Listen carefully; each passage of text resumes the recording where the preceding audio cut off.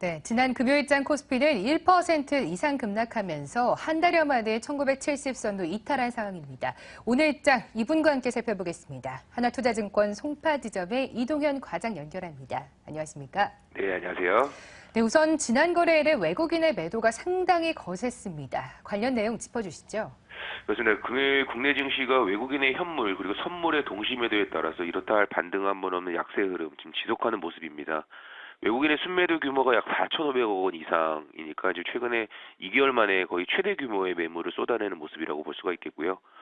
대외적으로 나온 악재들은 뭐 이라크 관련 불확실성이나 뭐 중국의 부동산 시장의 둔화 우려감, 대내적으로는 삼성전자를 비롯해서 이제 대형주들의 2분기 실적 부진에 대한 우려감이다라고 볼 수가 있겠죠. 그래서 거래소 23.96포인트 하락한 1968.07포인트 마감하는 모습이고요. 반면에 코스닥 시장은 이제 외국인의 순매수를 유지하면서 기관이 지금 7일 연속 순매수를 이어가고 있습니다. 때문에 이제 약보합 마감하면서 거래소 대비 견조한 흐름을 좀 보여주고 있는 모습이고요.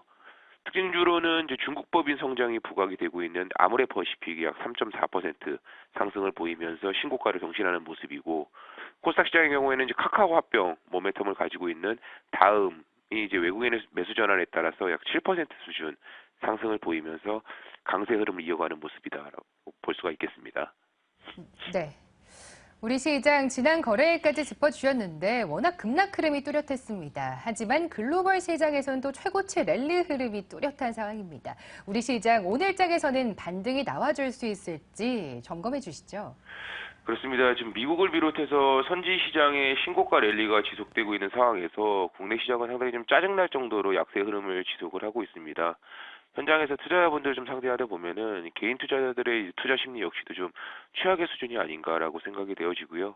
하지만 역시 뭐 이런 상황에서 돌파구를 좀 찾아야겠는데, 우선적으로는 원화 강세가 좀 지속이 되고 있는 상황이기 때문에 대형 수출주들, 뭐 삼성전자나 현대차를 비롯한 대형 수출주들의 실적 부진 가능성이 역시 지속적으로 제기가 되고 있고요.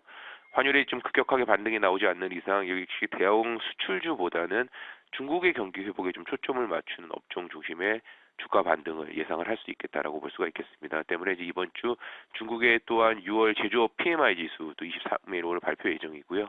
경기 선행 지수도 역시 이번 주 발표가 예정되어 있기 때문에 두 지표 역시 반등을 지속하는 지표 발표가 좀 예상을 하고 있습니다. 대표적인 역시 관련 업종인 화학이나 철강 업종, 그러니까 중국의 경기 회복에 좀 초점을 맞추는 중심의 업종의 주가 반등을 노리는 전략이 유효한 한 주가 될 거다라고 볼 수가 있겠습니다. 네.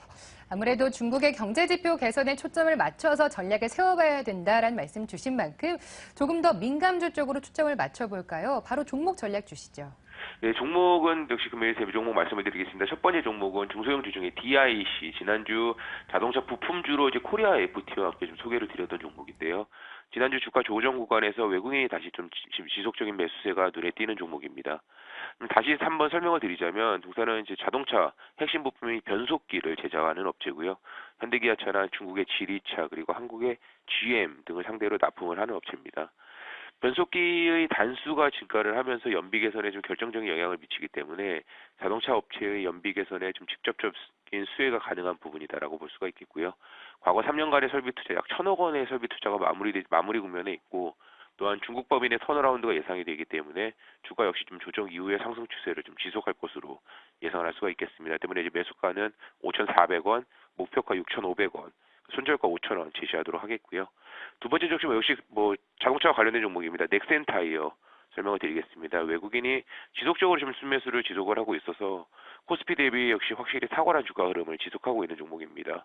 글로벌 타이어 시장을 보게 되면 약 10% 수준의 성장세를 지속하고 있는 중국을 비롯해서 미국, 유럽 등 선진 시장 역시 4, 5% 수준의 안정적인 성장을 지속하고 있는 상황입니다. 또한 안정적인 원자재 가격 흐름 역시도 좀 긍정적인 부분이다라고 볼 수가 있겠고요.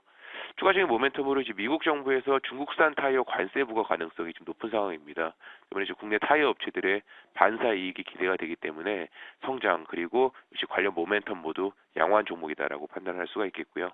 마지막으로 이제 좀 많이 소외됐던 종목이지만 두산중공업 말씀을 드리도록 하겠습니다. 최근에 저점에서 역시 기관 외국인의 양매수로 주가 반등이 좀 긍정적인 모습이고요.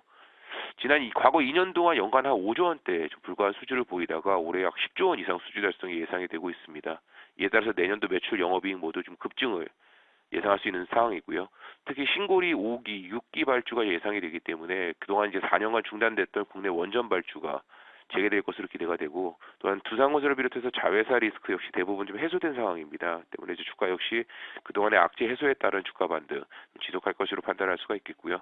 추가적으로 지난주 후반에 이제 입찰 가격 담합해서 이제 조사 중이라는 뉴스가 나왔습니다. 역시 단기적인 악재가 될 수는 있겠지만 이에 따른 저점 매수 전략이 유효한 종목으로 마지막 두산중공업 설명드리도록 하겠습니다. 네.